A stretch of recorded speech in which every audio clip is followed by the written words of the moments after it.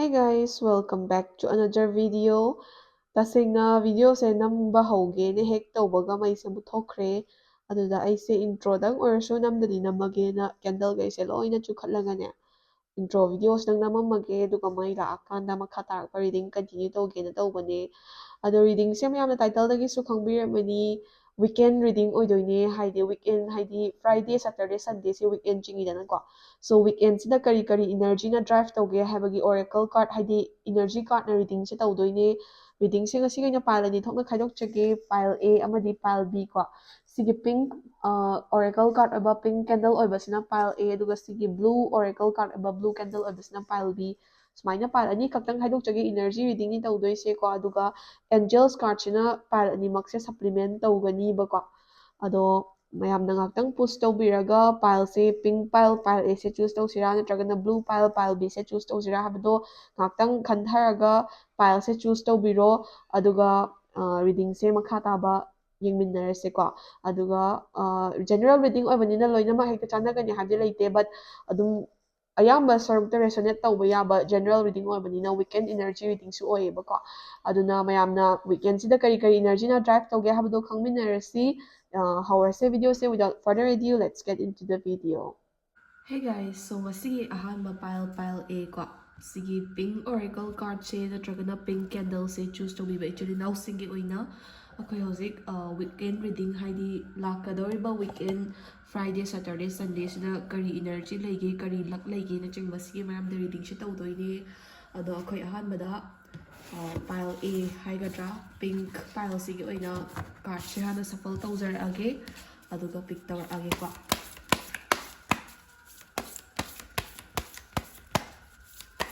Oracle reading dadi reverse reading leiroi card khudimak loinamak adom straight reading tawgani ko Minchakan longing for home belonging the original light workers ko ay matang explain tawzaraki ko siya hana pick tawzaki ko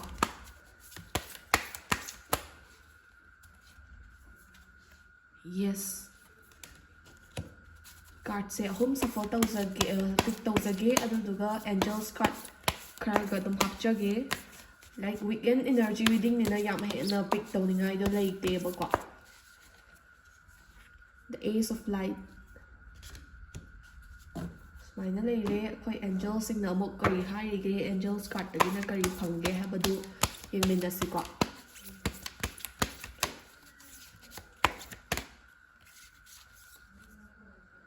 ask your angels like trust yourself, trust your divine self in the near future ko in the near future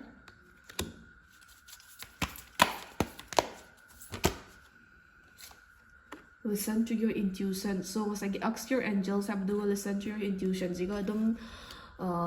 collateral oi ba habadi haifet manaba meaning adum pi ko so first and foremost menchakan hariba energy card chatol eba so sige menchakan hariba energy card na isa say the whole week has been long and hectic for you haidi haukhriba week se isa ga damakta adum yamna asang ma week ama yumda pothawa phangdaba haidi suti gumba leraga su yumda leiba ngamdaba bu oiro natraga na isa gi personal thabak oiro family gi oiro natraga na thabak inkhang gi bu oiro adumaina chenthok chenjin tawbada yumda pothaba ngamdaba yumda pothawa haidi yumda leraga su pothabong khangdaba restless oiba adagi phajana self haidi isa gi self service da matam piba ngamdaba gumba personal self ta matam piba ngamdaba gumba sigumba se khara adum go through tawebo nakana maramda sige menchakan hariba card sigi matungina isa se sige laiba weekend coming Friday Saturday Sundays dadi phajana haidi ngasage hectic life to dagi kitang potharaga isagi busy schedule and routine to dagi kitang potharaga yumda phajana potharaga isagi personal life ta personal space ta kitang matam pibi na ba kan advice pi buko habidi isa se dum waraga na tragana heavy thabak mayama hotnaraga or busy am thina oraga hectic order leiraga di mental health ta problem lakpa yai physical health ta problem lakpa yai buko adu myam do tawna bagi damak ta isana phasna pothabiraga rest lobiyu laiba weekend sidi like koiba langba dugumba matam do haidi thadabagi mutta phasna yumda leiraga fully isa se recharge tawba rest loba injang hawba charaga tumdana chadana potharaga leibiyu haibagi mo da card advice pi buko mathangda yes sariba energy card che tholeba sigi yes sariba energy card chi matungina like just say yes to everything you want in this weekend ko haidi la eba weekend sida haidi hayang hujit masem ko Friday with Friday Saturday Sunday la eba weekend sida isana kaino ma tawge na khanma traga na kaino ma plan tawbada dum yes aina answer se isana haidi chumme na khanma jaga da dum answer pibiyo ba ko hoi pathaba su yam maru oi ko haidi rest to base yam darkar oi yari ga ayamba sarukti rest ta pathaba da kaida matam se pina ba na biu tawbada bu like athuba decision ama lawdaba yadaba natragana kainoma decide tawda yadaba dadi isana chumme na khalagadi adum isana phai khanba jaga da whatever you think is right for you whichever decision you choose ko adum isana phai na khanba da adu do dum choose to biyo na card advice pi bu ko mathang the ace of light ko sigi card china kai advice pi ha matam da you know the best for yourself haidi isana isaje sakhangdana kanana hena la aga khangmi ni natra aduna isagi damakta di best abudi isana hena khangga doye aduna sigi la iba weekend sida isaje productive oina ba hotna ge haraga su yai natragana masagi rest taraga khotlaga potharaga matam haidi matam da phasna rest taraga khotlaga isaje phasna full da potharaga lakadori ba anoba week tu gi hena productive oina ba planning ma'am ma tawbi yai natragana anoba week tu da thabak achauba big events ko maleraga su isana sigi weekend sida phasna potharaga big event do phasna grab tawna ba opportunity lahona ba hotna ba yai ko adumaina isana weekend se phasna haidi pothaba di matam khardi pothabi rest phasna tawbi yu habase madi card ge advice pange tawbada bu lakadori ba week anoba du da isagi damakta big events leraga di tragana kainoma plan tawge na khanboi targa di du sudum tawbi yu kashu kaide do what is the best for you you know what is the best for yourself habase card china advice pi ba haidi isagi damakta phagadabdu di isana khangdana kanana khangdoino duna isana khwaidagi phani khanba decision do lawga chatpiyo na card advice pi ba ko ado adum angels card tagi su khangba ngamne haidi ask your angels haiba maga listen to your intuition haiba maga ko first and foremost weekend sida any decision learn dai da mingo da ko hang hang ba khotpa hoi advice sik to bani kem ta kar de but mingo da ko hang hang ba khotpa help lo bogi muta isana isagi intuition trust to biyo isana isagi wakhalon trust to biyo ba isagi nungge ba wakhalon da trust to matung da isana lawzer ko decision do da isagi kwai dai best decision oi doi ne ba du da weekend sida any thabak plan to ma trang da any kaino ma to ge na khan ba or any decision ma cha ra chaw ba lo ge na khan ma tam da isana phatna khallaga lawri ba decision do da best oi gani ha ba se khangjin biyo ba aduga any question lerpa matam da any problem lerpa matam da or any issues tholakpa matam da ask yourself ask your angels haidi mingon da tatho tashan tawai mo da isana isaga ina tana biyo ba like question yourself answer yourself haibagi mo da ne ba ko aduga in the near future ko sige weekend sida isana phasna weekend se properly utilize to biho bata ga di ngasai gi isana hectic or po week to dagi patha dik bodo phasna patha bangamba adagi phasna rest ga mathangi week to productive oina bi isana phasna hotna babu oiro natraga na mathangi week ke chawa planning to bo oiro du byam da phasna to gam tar ga di in the near future sige weekend sida plan to ge basing do near future da dum aphabo orak pa ya chances lay bo ko aduna pile egi oina sum up tawbada kai haigi energy sina ha matamda handaki la ebo weekend se phasna pothabiyu isana matam pibiyu adagi like whatever you think is right for you just say yes to everything ko aduga any decision learn daida trust yourself trust your intuition have advising se phange ba ko so sidagi low we have advising option miraga mathangi reading amungai minner se ko pile egi oina hey guys so coming to pile B sigi blue candle se natragana sigi blue oracle deck se choose to be channel sigi namakta weekend se kari energy pige habadu yengminar si ko khoi hamba pile B gi oina card se shuffle tawzara age aduga oracle energy reading gi oina di negative reading haidi reverse reading leite tholakpa card khodingmak it's magi masagi actual way da dum reading se lakani ko a new start is coming.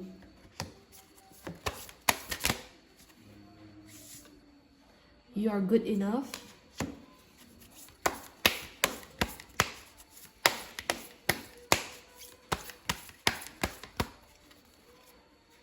Your hard work is paying off ko. Smile energy card ahum leire koi angels sing na amuk kari harige habadu yegasi angels card amuk draw tawsi ko pile B gi damakta.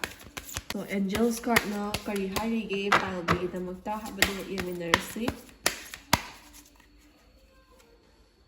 Reconsider ko.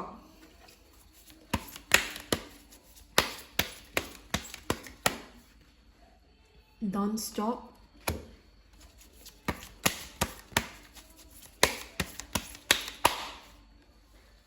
No. So, sumaina leire card singse energy card for pile B ko. First and foremost, sigi weekend sigi da natragana weekend si hek loiraba matungda isagi damakta life da anauba start ama lakadauba leireba ko. Sisina kai haino ha matamda isana sigi weekend se phasana productive oinaba utilize tawba yai. Haidi isana whole week sida plan taraga phangaktaba khara weekend sida phangbo oibi yai natragana whole week sida isana hotna zarpadagi weekend sida anauba beginning ama lakpo oibi yai ko. Or weekend sida phasana hotnaraga productive oinaba phasana isagi side tagi effort thadadana khotana adagi lemna matam manghanbagi mohta kanaba jagada isagi matam ge kaje phasana sisina taragadi next week horokpada natragana adum isagi hotna jamaluna mahi charpa matamda isagi life ta anauba beginning ama anauba start ama lakpi yai haineba ko. Anauba start se career gi oibi yai relationship ki oibi yai personal issue da oibi yai ba ko. But isagi oina anauba start, a new start is coming for you aduduna sigi weekend sida most probably isana anauba start ki damakta planning ta yai plan execute tawba yai natragana weekend sida adum anauba start se oibi yai ba ko. Aduduna isana anauba beginning ama welcome tawanaba ready oina su leibiro aduga plan so adum phasana tawbiyo na haibba ko.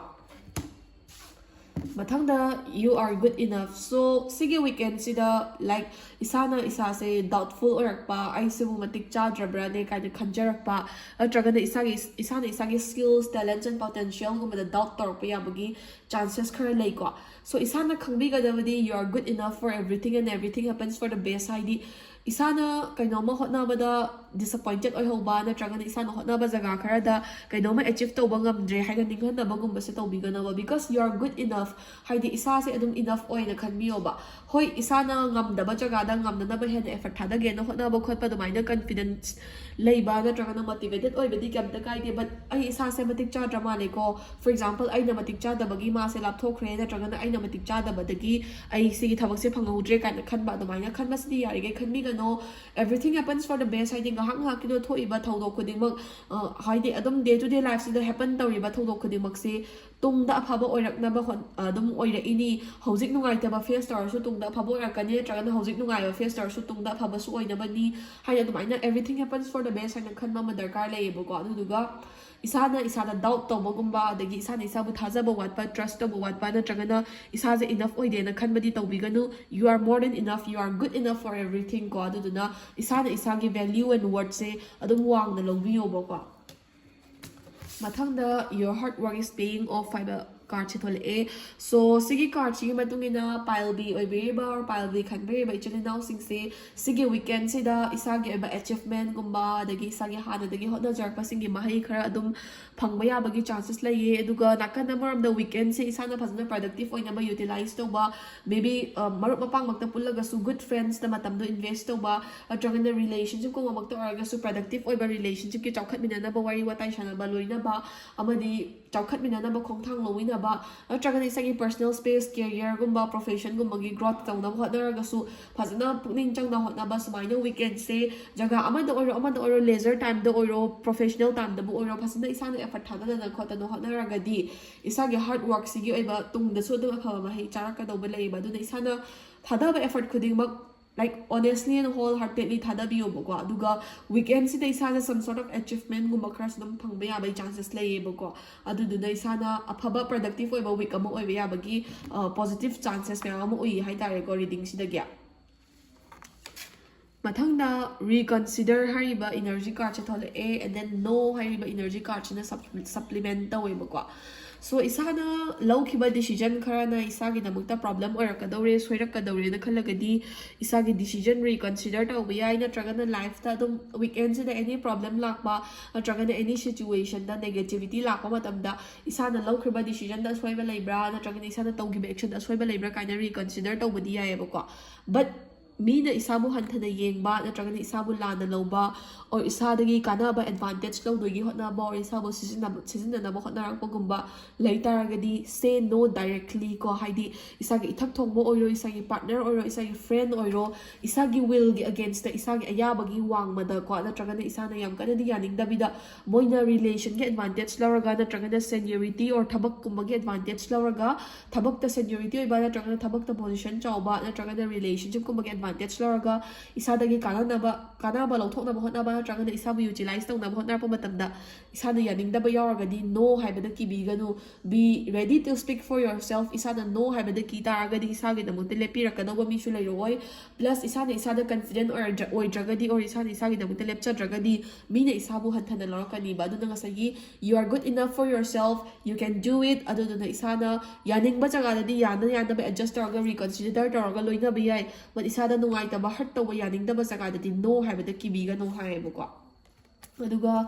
ꯁꯤꯒꯤ ꯋꯤꯀꯦꯟꯁꯦ ꯌꯥꯝ ꯊꯤꯅ laser ꯇꯥꯏꯝꯗ ꯍꯣꯏ ꯄꯣꯊꯥꯕ race ꯇꯧꯕ ꯑꯃꯗꯤ enjoy ꯇꯧꯕꯁꯦ ꯋꯤꯀꯦꯟꯒꯤ ꯑꯗꯨꯝ ꯃꯌꯥꯝꯅ ꯄ꯭ꯂꯥꯟ ꯇꯧꯅꯔꯒ ꯊꯝꯅꯕ ꯏꯚꯦꯟꯠꯁ ꯉꯥꯛꯇꯅꯦ ꯕꯠ ꯍꯟꯗꯛꯀꯤ ꯂꯥꯛꯏꯕ ꯋꯤꯀꯦꯟꯁꯤꯗꯤ ꯏꯁꯥꯒꯤꯗꯃꯛꯇ ꯒꯨꯗ ꯊꯤꯡꯁ ꯈꯔꯁꯨ ꯑꯗꯨꯝ ꯍꯦꯄꯟ ꯇꯧꯕ ꯌꯥꯕ ꯑꯗꯒꯤ ꯑꯐꯕ ꯈꯔꯁꯨ ꯑꯗꯨꯝ ꯂꯥꯛꯄ ꯌꯥꯕꯒꯤ ꯚꯤꯖꯟ ꯄꯤꯕꯅꯤꯅ ꯁꯤꯒꯤ ꯋꯤꯀꯦꯟꯁꯤꯗꯤ ꯏꯁꯥꯅ ꯌꯥꯔꯤꯈꯩ ꯄ꯭ꯔꯗꯛꯇꯤভ ꯑꯣꯏꯅꯕ ꯍꯣꯠꯅꯕꯤꯌꯨ ꯍꯣꯏ ꯏꯁꯥꯒꯤ ꯄꯔꯁꯣꯅꯦꯜ ꯁ꯭ꯄꯦꯁꯇ ꯑꯗꯒꯤ ꯄꯣꯊꯥꯕꯗ ꯀꯩꯗ ꯔꯦꯁ ꯇꯧꯕꯗ ꯂꯦꯖꯔ ꯇꯥꯏꯝꯗ ꯃꯇꯝ ꯈꯔꯁꯨ ꯑꯗꯨꯝ ꯄꯤꯗꯕ ꯌꯥꯕꯗꯤ ꯅꯠꯇꯦ ꯄꯤꯒꯗꯕꯅꯤ ꯕꯠ ꯄ꯭ꯔꯗꯛꯇꯤভ ꯑꯣꯏꯅꯕ ꯖꯒꯥꯗꯗꯤ ꯅꯤꯡꯍꯟꯅꯕ ꯇꯧꯕꯤꯒꯅꯨ ꯄꯣꯊꯥꯕ ꯍꯥꯏꯁꯤꯗꯤ ꯀꯣꯟꯅ ꯄꯣꯊꯥꯔꯁꯨ ꯌꯥꯏꯗꯅꯀꯣ ꯑꯗꯨꯕꯨ ꯄ꯭ꯔꯗꯛꯇꯤভ ꯑꯣꯏꯒꯗꯕ ꯀꯥꯟꯅꯍꯧꯒꯗꯕ ꯑꯣꯔ ꯑꯦꯐꯔꯠ ꯈꯔ ꯊꯥꯗꯔꯒꯗꯤ ꯔꯤꯖꯜꯠ ꯂꯥꯛꯀꯗꯕ ꯖꯒꯥꯗꯗꯤ ꯍꯥꯏꯗꯤ ꯆꯤꯡꯅꯕ ꯂꯩꯗꯅ ꯑꯗꯨꯝ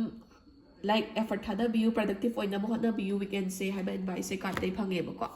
ꯁꯣ ꯄꯥꯏꯜꯕꯤꯒꯤ ꯑꯣꯏꯕ ꯔꯤꯗꯤꯡꯁꯨ ꯃꯇꯥꯡ ꯁ꯭ꯋꯥꯏꯗ ꯂꯣꯏꯖꯔꯤ ꯁꯤꯗꯒꯤ ꯂꯧꯕ ꯌꯥꯕ ꯑꯦꯗꯚꯥꯏꯁꯁꯤꯡ ꯂꯧꯁꯤꯟꯕꯤꯔꯒ ꯃꯊꯪꯒꯤ ꯔꯤꯗꯤꯡ ꯑꯃꯨꯛ ꯉꯥꯏꯃꯤꯟꯅꯔꯁꯦꯀꯣ thank you for watching bye by